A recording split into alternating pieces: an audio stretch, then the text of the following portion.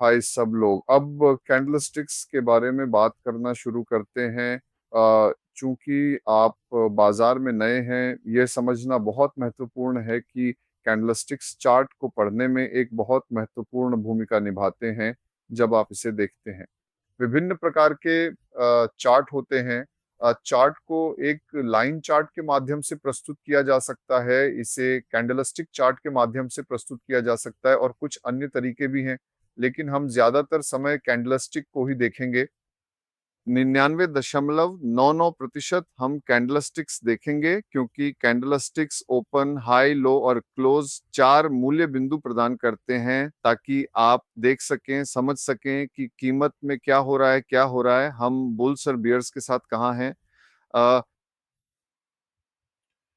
तो अलग अलग लाइन चार्ट मूल रूप से चुने गए समय अंतराल की क्लोजिंग प्राइस के आधार पर प्लॉट करता है, जबकि कैंडलस्टिक्स चार मन दिखाते हैं। तकनीकी विश्लेषण मूल रूप से हमें कैंडल्स को समझने और वर्तमान प्राइस एक्शन को समझने की आवश्यकता होती है। मूल्य कार्रवाई मूल रूप से मूल मूल्य आंदोलनों का विश्लेषण करने की एक विधि है, जो आपको प्रवेश और निकास संकेत उत्पन्न करने में सक्षम बनाती है, और इसे विश्वसनीय माना जाता है, जबकि संकेतकों के उपयोग की आवश्यकता नहीं होती। ये मूल रूप से तकनीकी विश्लेषण का एक रूप है। ये किसी सुरक्षा के मौलिक कारकों को नजरअंदाज करता है और मुख्य रूप से सुरक्षा के मूल्य इतिहास को देखता है। उदाहरण के लिए, एक स्टॉक ऊपर जा सकता है, एक स्टॉक नीचे आ सकता है।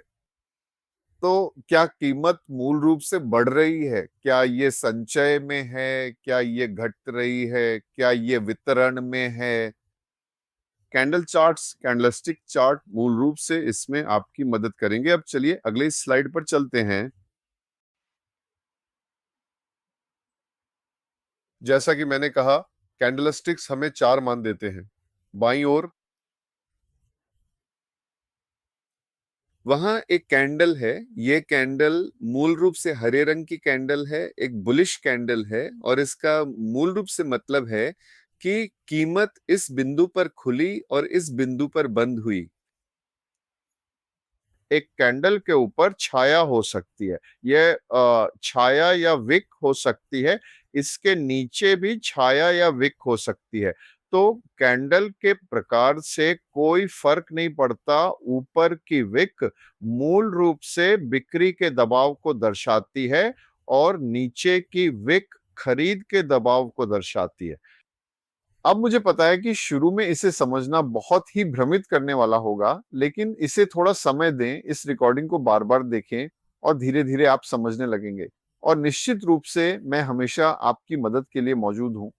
तो अगर आप यहाँ पढ़ें, तो मैंने लिखा है कि यह एक बुलिश कैंडल है, और एक लाल कैंडल एक बेरिश कैंडल है। कृपया ध्यान दें कि उच्च हमेशा मोमबत्ती का ऊपरी हिस्सा होता है, और निम्न हमेशा मोमबत्ती का निचला हिस्सा होता है। तो चाहे वह मंदी की मोमबत्ती हो या तेजी की, उच्च हमेशा ऊपर होता है और निम्न हमेशा नीचे होता है।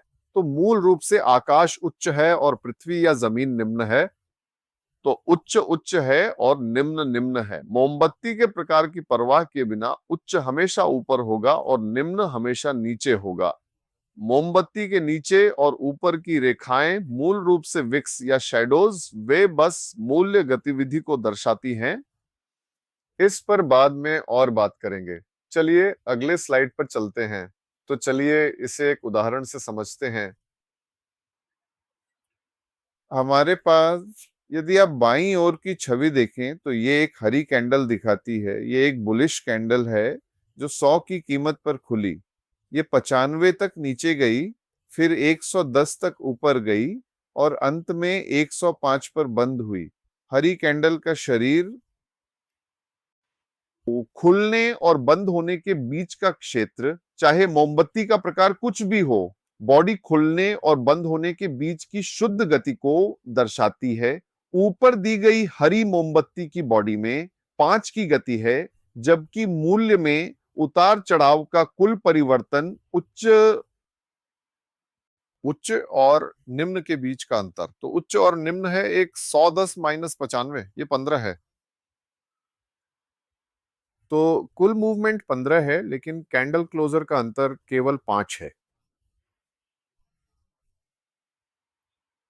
इसी तरह मंदी के कैंडल के साथ क्या होता है, मंदी का कैंडल ऊपर की तरफ खुलता है और कीमत धीरे धीरे नीचे की ओर जाती है ताकि खुलने के नीचे बंद हो सके, इसलिए इसे मंदी कहा जाता है। यह कीमतों को नीचे ले जा रहा है और इसे लाल रंग द्वारा दर्शाया जाता है। यह मानक रंग है जो आपको अधिकांश चार्टिंग सॉफ्टवेयर में मिलेगा। आप निश्चित रूप से, अगर आपको लाल पसंद नहीं है तो इसे अपनी आंखों या मनोविज्ञान के अनुसार किसी अन्य रंग में बदल सकते हैं। तो मूल रूप से अगर आप इस मंदी के कैंडल को देखें तो ये 100 पर खुला और 105 के उच्च स्तर तक गया, फिर यह नीचे जाकर 90 के निचले स्तर पर पहुंचा और फिर खरीद दबाव ने इसे ऊपर धकेलकर 95 पर बंद कर दिया। तो फिर से यहाँ शरीर 5 रुपए की गति है, जबकि कुल अस्थिरता या उच्च और निम्न के बीच उतार चढ़ाव और भिन्नता का अंतर 15 रुपए है। याद रखें, एक बुलिश कैंडल वह होती है जहां क्लोज प्राइस ओपन प्राइस से अधिक होती है। ये आपकी बुलिश की परिभाषा है। एक कैंडल को बुलिश कहने के लिए प्राइस को ऊपर जाना चाहिए और एक कैंडल को बेरिश कहने के लिए प्राइस को ओपन से नीचे क्लोज होना चाहिए। अब चलिए अगले स्लाइड पर चलते हैं।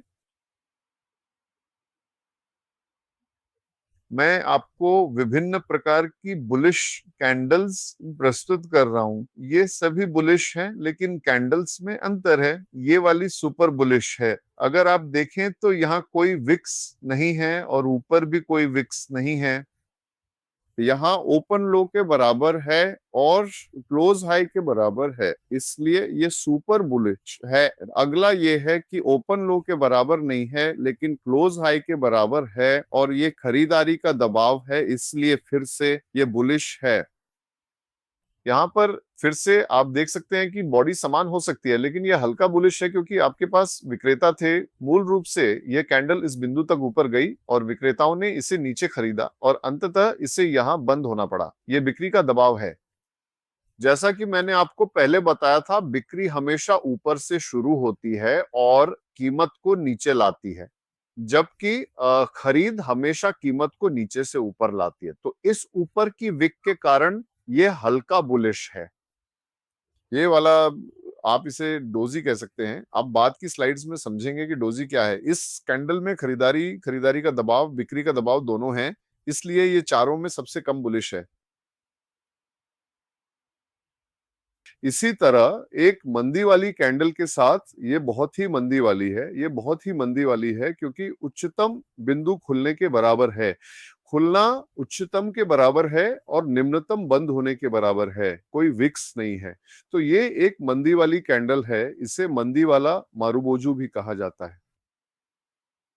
यह एक जापानी शब्द है, बेयरिश मारुबोजू। ये भी बेयरिश है क्योंकि इसमें ऊपर से बेचने का दबाव है, तो ये भी बेयरिश है। खरीदारों ने कीमत बढ़ाने की कोशिश की, लेकिन अंततः विक्रेताओं ने इसे नीचे धकेल दिया।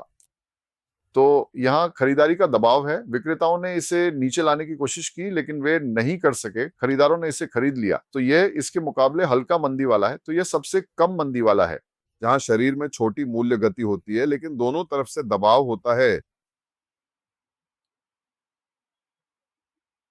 जैसा कि मैंने आपको पहले स्लाइड में बताया था, यह बुलिश मार्बोजू है। यह बाजार में अत्यधिक बुलिश सेटलमेंट का प्रतिनिधित्व करता है, जबकि बेरिश मारुबोजू अत्यधिक बेरिश भावना को दर्शाता है। एक बुलिश भावना का मतलब है कि कीमतें ऊपर जा रही हैं, वे बढ़ रही हैं। एक बेरिश भावना का मतलब है कि कीमतें नीचे जा रही हैं, कीमतें गिर रही हैं। ये एक डोजी का उदाहरण है। एक डोजी कैंडल मूल रूप से बाजार में अनिर्णय को दर्शाती है। क्या होता है कि ओपन और क्लोज में बहुत कम अंतर होता है, दोनों तरफ से दबाव होता है। तो बुलिश और बियरिश दबाव दोनों दिखाते हैं कि बुल्स और बियर्स दोनों बाजार की दिशा को नियंत्रित करने की कोशिश कर रहे हैं, लेकिन सफल नहीं हुए हैं। यह अंततः ओपन से थोड़ा ऊपर बंद हुआ। स्पिनिंग टॉप भी एक प्रकार है चिगेजंचे। यहाँ पर डोजी की तुलना में थोड़ी अधिक मूल्य गति होती है, लेकिन फिर भी आप दोनों तरफ समान विक्स देखते हैं, जो फिर से अनिर्णय को दर्शाता है। आइए देखें कि हैमर, एक हैमर मूल रूप से दर्शाता है कि विक्रेताओं ने कीमत को नीचे लाने की कोशिश की, लेकिन वे सफल नहीं हो सके और खरीदारों ने खरीदारी जारी रखी और कैंडल को ओपन से ऊपर बंद कर दिया। ये ओपन है, ये क्लोज है। जब ये कैंडल चल रही थी, मान लीजिए 5 मिनट के टाइम फ्रेम में या किसी भी टाइम फ्रेम में, 15 मिनट के टाइम फ्रेम में या 1 घंटे के टाइम फ्रेम में, विक्रेताओं ने अपनी पूरी कोशिश की। उन्होंने बेचा बेचा बेचा, वे किसी भी दर पर बेचने के लिए तैयार थे, लेकिन वहां खरीदार थे जिन्होंने कहा, माफ कीजिए, हम आपको कीमत इतनी नीचे नहीं लाने देंगे। तो उन्होंने खरीदा खरीदा खरीदा खरीदा खरीदा खरीदा खरीदा और अंततः उन्होंने विक्रेताओं को हरा दिया और कीमत ओपन से ऊपर बंद हुई। तो यह एक हैमर कैंडल है। नीचे की रेखा खरीदारी के दबाव को दिखाती है, जैसा कि मैंने कहा। इसी तरह उल्टा हैमर बिक्री के दबाव को दिखाता है, लेकिन यह दिखाता है कि खरीदारों ने कीमत बढ़ाने की कोशिश की, लेकिन विक्रेता ने बेचा बेचा बेचा बेचा बेचा बेचा बेचा। अंत में खरीदार हार गए और वे केवल इतना ही कर सके, एक छोटी सी कीमत वृद्धि। तो ऊपर की विक बिक्री के दबाव को दिखाती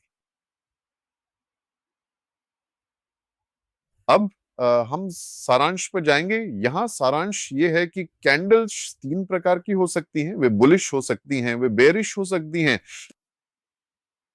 और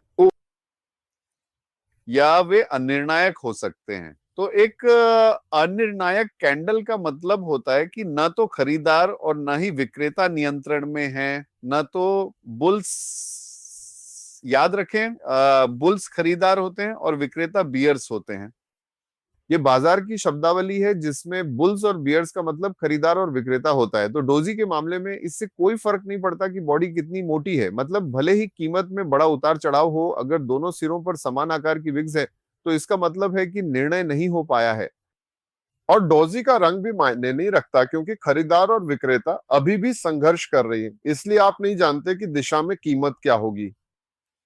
तो मैंने आपको मूल रूप से विभिन्न प्रकार की कैंडल्स का एक विचार दिया है जो आप देख सकते हैं। ये कैंडल के प्रकार हैं, ध्यान दें।